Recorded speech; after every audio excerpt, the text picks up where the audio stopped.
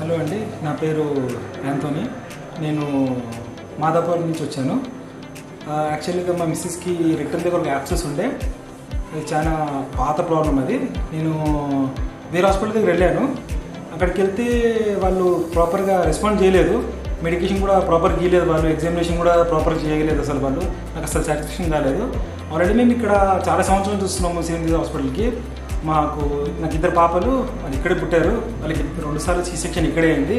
కాకపోతే ఎమర్జెన్సీ ఉన్న వాళ్ళని అక్కడ వెళ్ళాల్సి వచ్చింది. కాకపోతే వాళ్ళు ప్రాపర్గా డయాగ్నోస్ కూడా చేయలేదు, యాక్చువల్గా రాంగ్ డయాగ్నోస్ చేశారు.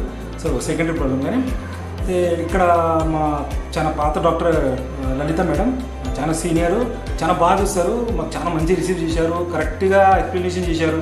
ఏంది ప్రాబ్లం, ఎలా దీనికి ట్రీట్ చేయాలి, ఇది మెడిసిన్స్ తగ్గుతుందా లేదా అన్నీ చెప్పారు.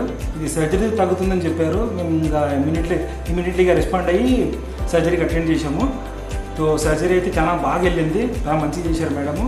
ఇప్పుడైతే situation is out of danger, మంచిగా ఉందని చెప్పారు. ఇప్పుడు డైలీ డ్రెస్సింగ్కి వస్తున్నాము.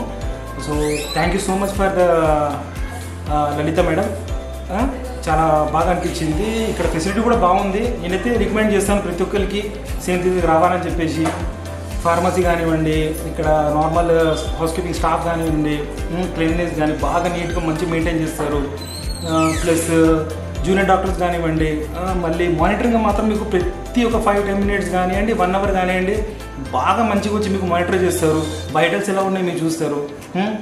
సర్జరీకి ప్రిపేర్ చేసిన ముందు వచ్చేసి ప్రతి ఒక్కటి అడుగుతారు. బీపీ చెకప్ కానివ్వండి, పల్స్ కానీ ప్రతి ఒక్కటి కానీ మంచి బాగా చూస్తారు.